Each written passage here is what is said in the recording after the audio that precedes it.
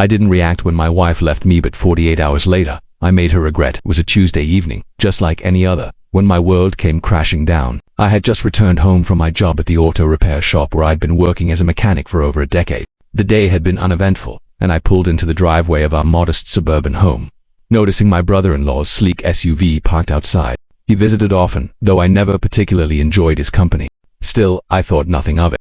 When I walked through the front door, I found my wife, Clara, and her brother, Marcus, eating at the kitchen table with a stack of papers between them. The moment I stepped in, they both looked up at me with expressions I can only describe as a mix of contempt and triumph. "We need to talk," Clara said coldly, her voice sharp and unfamiliar. "What's going on?" I asked, setting down my lunchbox and keys. "What's going on?" she replied, sliding the papers toward me, "is that I'm done. I'm filing for divorce." I stood there, frozen, unable to process what I was hearing. We'd been married for 14 years, we had 2 kids together, our daughter Lily, who was 11, and our son Max, who was 8. Sure, we'd had our struggles, especially after I'd been cut back to part-time hours for a few months. But things had stabilized, I was back to full-time work, and we were finally catching up on bills. "I don't understand," I managed to say. Clara laughed, but there was no humor in it. "Of course you don't. You never do.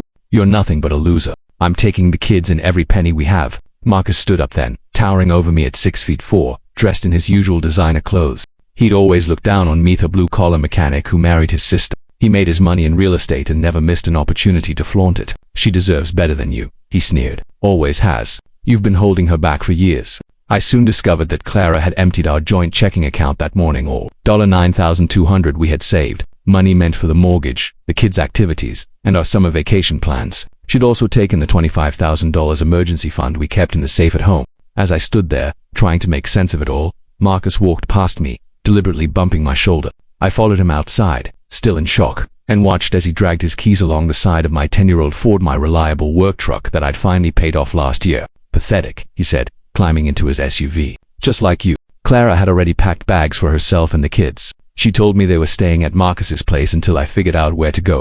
According to her, I had 2 weeks to move out. She wanted the house and claimed her attorney had assured her she could get everything. That night, I sat alone in the house, surrounded by family photos and the ghosts of what I thought was a stable marriage. I called my older sister, who lived an hour away. She immediately offered her spare room, but I wasn't ready to leave yet. I needed to understand what had happened and what my options were. The next morning I called in sick to work, something I rarely did, made an appointment with a divorce attorney.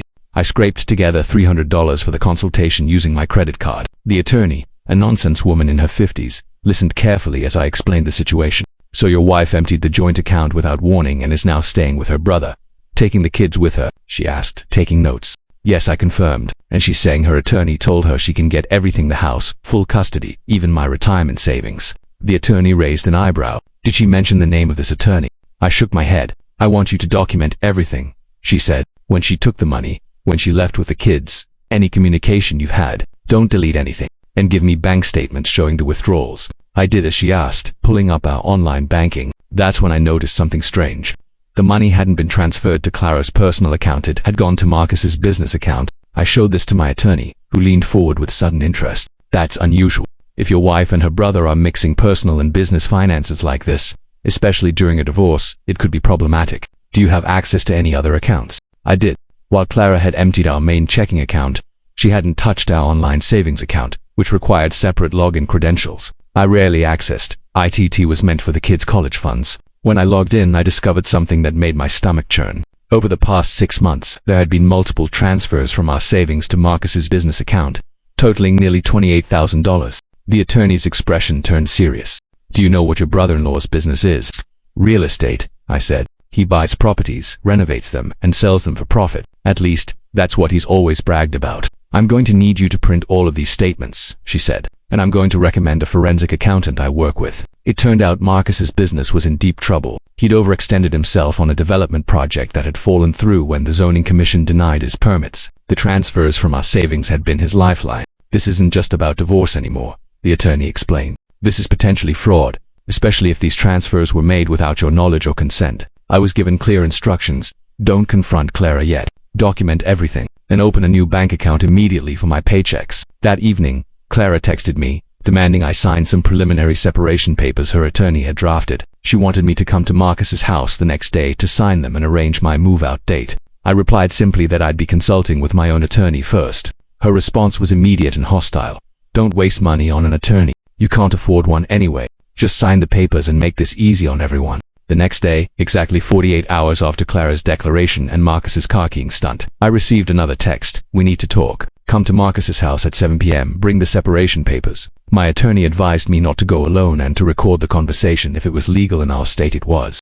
She also told me not to sign anything. When I arrived at Marcus's sprawling house in the upscale part of town, I brought my sister with me as a witness. Clara answered the door, clearly surprised to see I wasn't alone. "What is she doing here?" Clara demanded. "She's here as a witness," I said calmly. "I thought it would be good to have someone neutral present." Clara reluctantly let us in. In the living room, Marcus sat in an armchair like he was holding court. The kids were nowhere to be seen. "Where are Lily and Max?" I asked. "At a friend's house," Clara replied dismissively. "This isn't a social visit."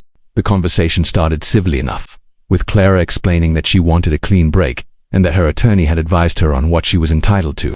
But when I asked for the name of this attorney, both she and Marcus became evasive. "That's not important right now," Marcus interrupted. "What's important is that you sign these papers and agree to move out by the end of the week." I took the papers but didn't sign them. Instead, I placed them on the coffee table and said, "I've been doing some research of my own. I've discovered some interesting transactions from our savings account." The color drained from Clara's face. Marcus shifted uncomfortably in his seat. "I don't know what you're talking about," Clara said, but her voice lacked its usual confidence. "I'm talking about the $28,000 you transferred to Marcus's business account over the past 6 months. I replied evenly. "Money from our kids' college fund." Marcus stood up abruptly. "You should leave." "Now."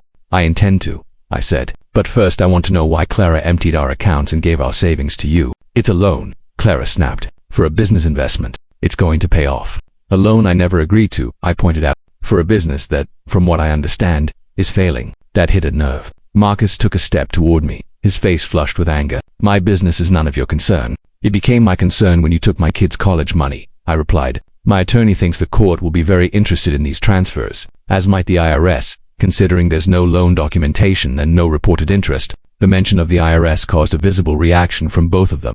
Marcus's real estate ventures, it seemed, already had some tax complications. "You're bluffing," Clara said, but I could hear the uncertainty in her voice. I pulled out copies of the bank statements my attorney had advised me to bring. No bluff, just facts. What followed was a chaotic 30 minutes of accusations, denials, and finally, a breakdown of the truth. Marcus's business was indeed failing. He had convinced Clara to invest in his latest project, promising substantial returns that would never materialize. She had been secretly transferring money for months, believing she was securing our financial future. When his business continued to struggle, the plan evolved. She would divorce me, claim as much as possible in the settlement, and use that money to save her brother's business. "You had no right to investigate my business," Marcus said through gritted teeth. "And you had no right to my money," I replied, "or to key my car, for that matter." My sister, who had been quietly observing, spoke up. "I've recorded this entire conversation," she said, holding up her phone. "Just so we're all clear on what's been admitted here." The atmosphere in the room changed instantly. Clara looked horrified, while Marcus looked like he might explode.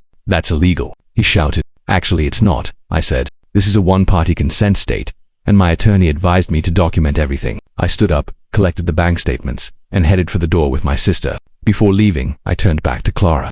"I want to see the kids tomorrow," I said, "and I expect the money you took from our checking account to be returned by noon. All of it. Otherwise, my attorney will be filing emergency motions with the court first thing Monday morning." Clara, now pale and subdued, nodded silently. The next day, the money was back in our joint account. I immediately transferred it to my new account, as my attorney had advised. Clara brought the kids home, saying she needed time to think. I spent the day with Lily and Max, careful not to mention the situation with their mother. By Monday, my attorney had filed for divorce on my behalf, citing financial misconduct. She also filed motions for temporary orders regarding the marital home, custody arrangements, and financial disclosures. The documentation of the unauthorized transfers, combined with the recorded admission, provided strong leverage. The court ordered a full financial investigation, froze any further transfers to Marcus's business, and granted me temporary custody of the kids while Clara found new accommodation. She couldn't stay with Marcus due to concerns about witness tampering. It was later revealed through the forensic accountant that Marcus had not only convinced Clara to transfer our savings, but had been planning to use the marital home as collateral for a business loan. Once Clara secured it in the divorce, his business was much worse off than anyone realized, with multiple creditors closing in. Clara, faced with the evidence of her brother's manipulation and her own poor judgment, eventually agreed to a settlement that was fair to both of us and prioritized the kids' interests. She admitted that Marcus had convinced her I was financially irresponsible, and that taking control of our assets was the only way to secure her and the kids' future. As for Marcus, the IRS did indeed become very interested in his business practices. Last I heard, he was facing charges for tax evasion and fraud related to other investments. The divorce was finalized 6 months later. We share custody of the kids. With me having primary physical custody, I kept the house, ensuring stability for Lily and Max. Clara, now living in an apartment across town, is working to rebuild her relationship with a man with reality. Sometimes, I still can't believe how quickly my life changed, how Clara, my wife of 14 years, could turn on me so completely, convinced by her brother that I was the problem when he was the one draining our resources all along. But in those 48 hours between her cruel words and the moment they realized their mistake, I learned something valuable about standing up for myself and for what's right. My truck still bears the scratch from Marcus's keys. I could afford to fix it now, but I've left it there as a reminder. Sometimes the most powerful response isn't an immediate reaction but a strategic one. And even an ordinary mechanic can outsmart those who underestimate him. Thank you for watching. If you haven't subscribed, please do so and hit the notification bell to stay updated with more interesting stories happening around you.